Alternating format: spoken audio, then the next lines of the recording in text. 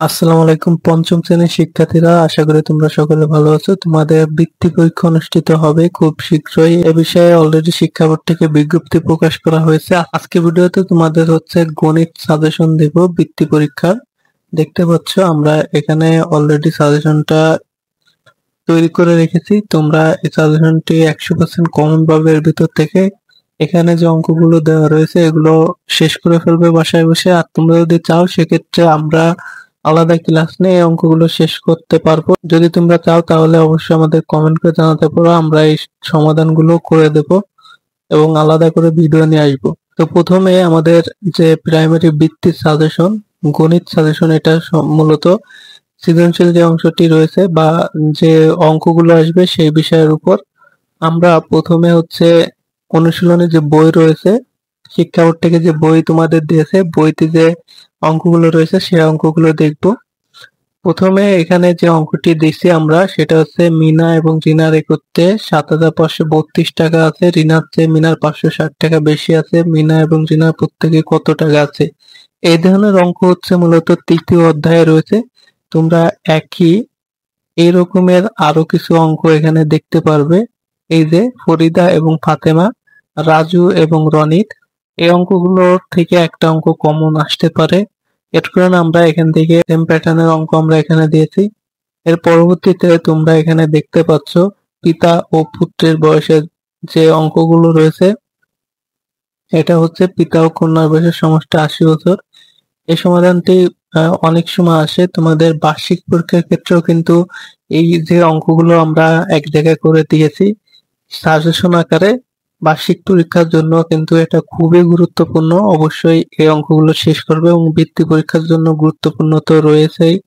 এর জন্য তোমরা এই অঙ্কগুলো বাসায় আগে শেষ করে ফেলবে। এরপর আরো একটি প্যাটার্ন দেখতে পাচ্ছ এখানে, 12টি প্লেট এবং 20টি কাপের মূল্য একত্রে এত টাকা, এই অঙ্কটি, এবং 2টি গরু 3টি ছাগলের একত্রে মূল্য, এই অঙ্কটি সেম প্যাটার্নের এবং এখান থেকে একটা কমন আসার সম্ভাবনা রয়েছে অনেক। এখানে যে কয়েকটা অঙ্ক আমরা দিয়েছি এখান থেকে কমন আসার সম্ভাবনা অনেক বেশি। তোমরা এগুলো শেষ করে ফেলবে। এটা মূলত তৃতীয় অধ্যায় থেকে দেওয়া হয়েছে। এরপরে আমরা গসেগুলো লসগু অধ্যায় থেকে একটি বাস স্টেশন থেকে ক কোম্পানি বাস 15 মিনিট পর পর, এরকম একটা অঙ্ক তোমাদের বইতে রয়েছে। এই অঙ্কটা খুবই গুরুত্বপূর্ণ এবং বর্গাকারে যে টাইলস প্রয়োজন, এই অঙ্কটা খুবই গুরুত্বপূর্ণ। এটার যে মেন অঙ্ক সেটা এই যে নিচে দেওয়া রয়েছে এবং প্রশ্ন 1 আর 2, এটা এটা একটু উপর নিচে আলাদা হয়ে গেছে, এটা তোমরা দেখে নেবে। এর পরবর্তীতে আরো একটা অঙ্ক আমাদের রয়েছে অনুশীলনীতে, গসগু লসগুর অধ্যায়ে। এইটাও খুবই গুরুত্বপূর্ণ এবং তোমরা এটাও করে নিবে বাসায়। এরপর আমরা সরাসরি ভগ্নাংশে চলে আসলাম এবং ভগ্নাংশে আসার পর তোমরা এখানে দেখতে পাচ্ছ হাবিব সাহেবের সম্পত্তি 1/3 নিচের জন্য অবশিষ্ট 2 সন্তানের জন্য ভাগ করে দিলেন। এই যে অঙ্কটি রয়েছে উদাহরণে, এই অঙ্কটা অনেক গুরুত্বপূর্ণ এবং লাঠির যে অঙ্কটি বাঁশের, এই দুটো অঙ্ক থেকে একটা অঙ্ক 100% কমন আসবে এবং এখান থেকে 100% কমন আসবে, যেটা তোমরা লিখে নিতে পারো। এবং উপরে আমরা যেটা দেখালাম যে প্লেট আর গরু, এখান থেকে একটা অঙ্ক আসবে, এটা 100%। এবং পিতা পুত্রের যে অঙ্কটি রয়েছে এবং এখানে যে 3টি, মোট কথা এই অধ্যায় থেকে আমাদের দুটো তিনটা মাস্ট কমন আসবে, তিনটা 100% আসবে। এরপরে আমরা এই যে এখানে যেটা দিলাম এই দুটো থেকে একটা 100% আসবে, দুটো আসতে পারে। আরেকটা অঙ্ক এখানে দেখতে পাচ্ছ সাজ্জাদ সাহেবের, এটাও গুরুত্বপূর্ণ অনেক। আমরা মোট 100% যেগুলো দিচ্ছি এগুলো তোমরা মাস্ট করবে, কারণ এর বাইরে থেকে প্রশ্ন করা হবে না। এরপরে আমাদের যে ভগ্নাংশের দশমিক ভগ্নাংশ রয়েছে সেখান থেকে কিছু অঙ্ক দেওয়া হয়েছে। রেজার ওজন 36.5 কেজি, ছোট ভাই এবং বাবার যথাক্রমে ওজন এত গুণ এত গুণ, এই অঙ্কটা তোমরা করবে। আর এই যে ডেসিলিটারের অঙ্ক আছে এটা ভগ্নাংশের অধ্যায়। এর পরবর্তীতে আমাদের যে গড়ের অধ্যায় সেখানে চলে আসছি এবং এখানে তাপমাত্রার বিষয়ে, গড় তাপমাত্রার বিষয়ে একটা অঙ্ক দেওয়া রয়েছে। এছাড়াও গড়ে আরো কিছু অঙ্ক রয়েছে যেগুলো আমরা সৃজনশীল আকার উপরে দিয়েছি, তোমাদের সেগুলো দেখাবো। আগে এটা তোমরা দেখে নাও। এতে যে বোর্ড বইয়ের আমাদের একটা সৃজনশীল রয়েছে, এই সৃজনশীলটা অবশ্যই দেখে নেবে।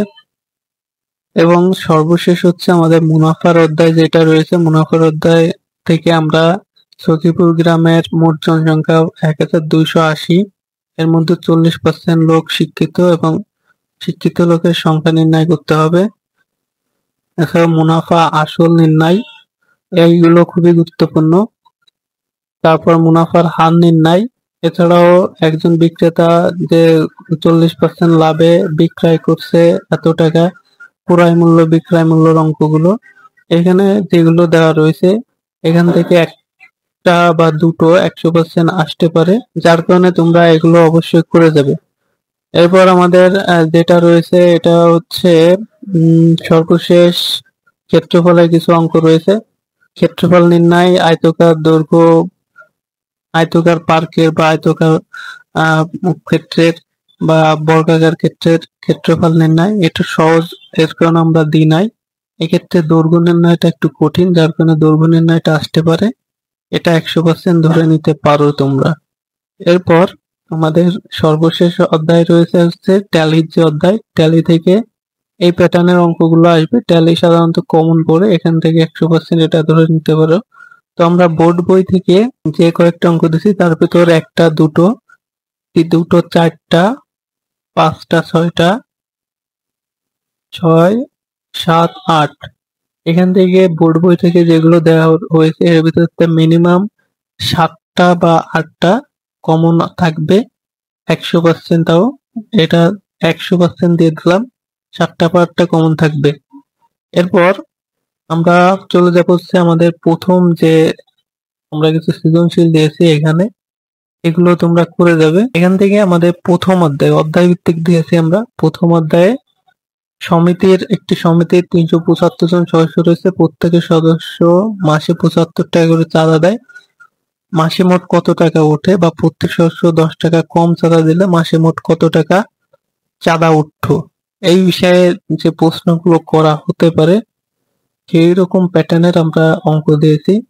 এবং এটা তেমন একটা গুরুত্বপূর্ণ না, এগুলো হচ্ছে শর্টে আসে, তারপর আমরা দিয়েছি এই প্যাটার্নে যদি আসে যাতে তোমরা করতে পারো।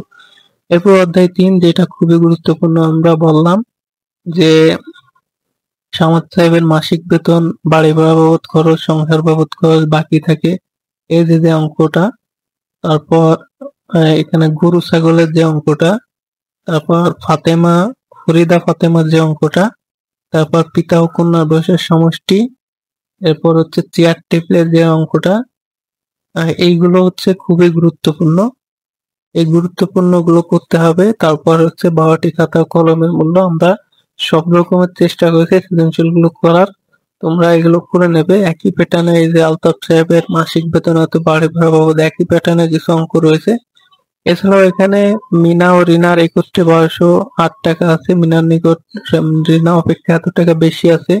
এই প্যাটার্নের অঙ্ক আমরা আগেই অনুশীলনতে দেখিয়েছি, এবং তোমরা হচ্ছে এইগুলো বেশি করে করবে, অর্থাৎ 3 অধ্যায়ের যে অঙ্কগুলো এখান থেকে মিনিমাম 3টা আসবে।